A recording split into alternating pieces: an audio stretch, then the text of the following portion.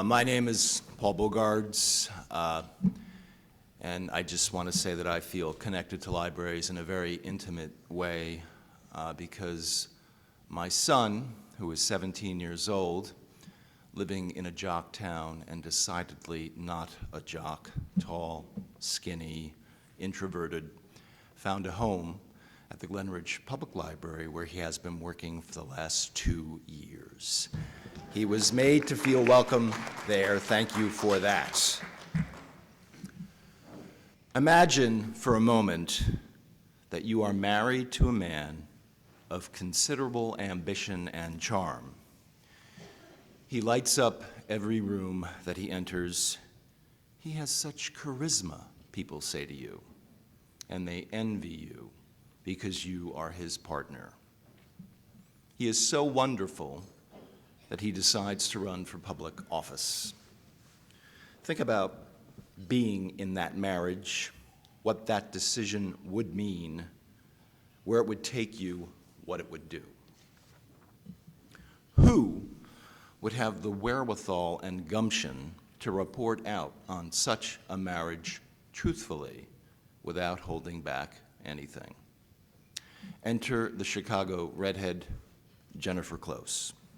As a novelist, Jennifer is famous for her gimlet eye, as well as her ability to capture the travails of modern relationships in all their iterations. In her debut, Girls in White Dresses, Close focused on female friendship and what life is like for soon-to-be-married 20-somethings. In her second novel, The Smart One, Close focused on a trio of children in their 30s who all decide to move back home. In The Hopefuls, Jennifer's third novel, she trains her optics on a pair of DC couples, both in campaign marriages, and the results are as sharp and as funny as they've ever been. Jennifer has the advantage of being married to someone who worked on Obama's campaign and later in his administration.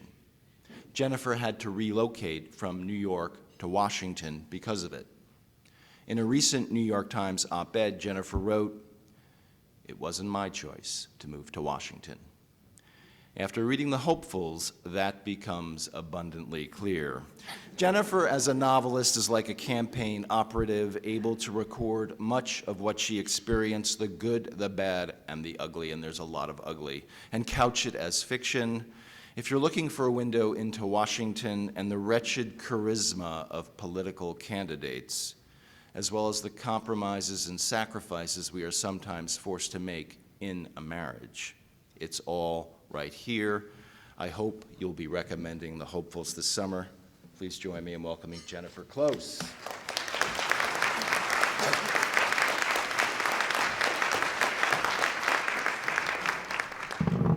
Thank you. Thank you, Paul, for that introduction. I'm so happy to be here this morning. I'm not a morning person, and I'm still really, really happy to be here with all of you. I think I scared Paul last night. We were coming back from a party, and I said, okay, so I don't normally get up this early. I think it's still early enough. I'm going to take a sleeping pill. And he looked over at me, and he was like, so let me just make sure I have your number right. I think he thought I was going to never wake up, but I'm here, and I'm thrilled. I think, like everyone else, like every writer, libraries were so important to me. Not just for the books that they gave me, but what I remember about my trips to the public library were the conversations that I had with the librarians when they would say, so what did you think? Did you like it as much as I thought you would? And we would have these talks, and it made me feel like they really wanted to hear what I thought about the book and my opinion.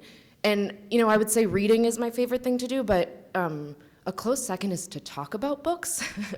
I often distract interviewers, and my editor, she'll call to talk about something else, and I'll say, but what are you reading?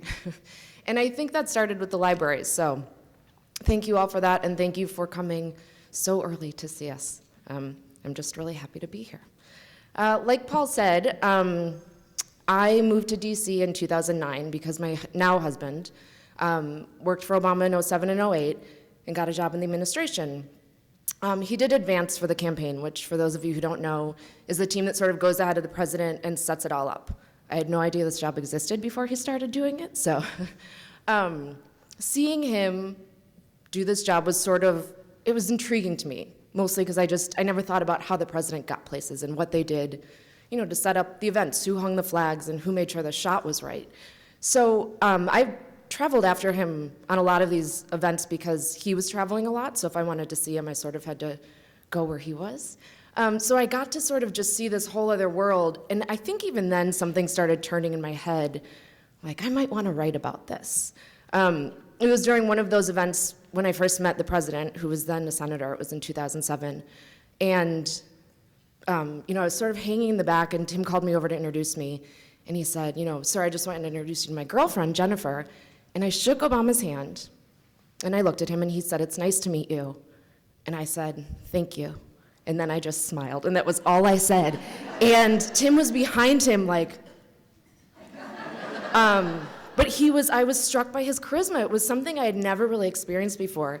Later, Tim said to me, here are some things people say to him. It's an honor to meet you. You've got my vote, He was like, I've never heard someone just thank him for me, So I still haven't lived that one down. When we moved to DC, it was a little bit of a culture shock. It was not my choice. There's a joke that the first thing that people ask you in DC is, what do you do? But that's not a joke. That's really what they ask you. And when I moved there, I was unemployed and finishing my first novel. And if you want to just see conversations stop, you should just tell someone that's what you're doing. They would just be like, good for you, and then just turn and walk away. So I was just sort of thrown into this world that I didn't know. I'd never been in a place like this where everyone was so focused on the same thing, and everyone, was just sort of in one direction. Everyone was working in politics. And I also started to observe this group of people that had worked in the campaign together with my husband, and they were bonded in this weird way. It was like they had gone through a war together. I can't really explain their relationship, but they had, traveled the world together and stayed up nights getting rallies together. They had this language that I wasn't a part of. And so things started they kept turning in my head. But I kept avoiding actually saying I was gonna write a book about DC. And part of that was, during this time, my first book came out, Girls in White Dresses. And I had dreamt of publishing a book for my whole life. I used to, I'd go to libraries and bookstores and look to see where my book would be alphabetically on the shelf, which is something I've never admitted to anyone before. It's sort of nerdy, but I would be like, okay, so it would be between those two authors. I used to imagine being at events like this and getting to talk to librarians about books, and if I was feeling super confident, I would imagine getting an award or being on the bestseller list. But one thing I never imagined was that I would publish a book and everyone would think it was about me, which happened. And I don't know why I was that surprised because, as a reader, I think I do the same thing. I saw Curtis Sittenfeld read a couple weeks ago, and I just had something flashed in my head, and I just thought, ugh, she didn't like boarding school. But, that was her character. I think we all read Gone Girl, and if we're being honest, we're just like a little bit worried for Gillian Flynn's husband. It's something that readers do. So I shouldn't have been surprised, but I wasn't quite ready for all the conversations that people would say, which character are you? Or who did this happen to? And not just readers, but like my parents and my family. So all these comments, my favorite, one, I got an email from a girl I hadn't seen in 15 years that said she was pretty sure she was the inspiration for one of the characters.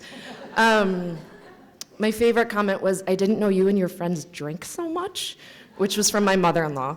And the more that I tried to explain, every character is me, but every character isn't me. And, I draw from real life. People would just be like, yeah, so which character are you?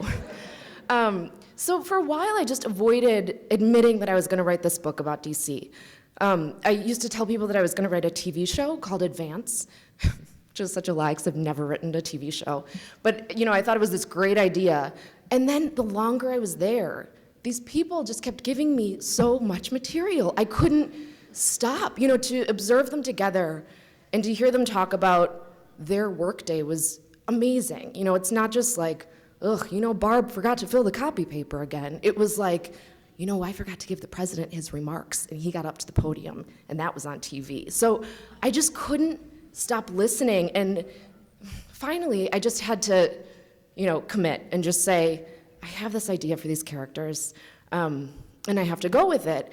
And like Paul said, my characters, 2 of them are interested in running for office. And that was something that really, really intrigued me because I just would never want to do that. I should also point out my husband does not want to run for office and never has. So, this book is not real. But I talked to a couple of our friends who that's what they want to do. And I was taking people out to drinks just to try to understand why.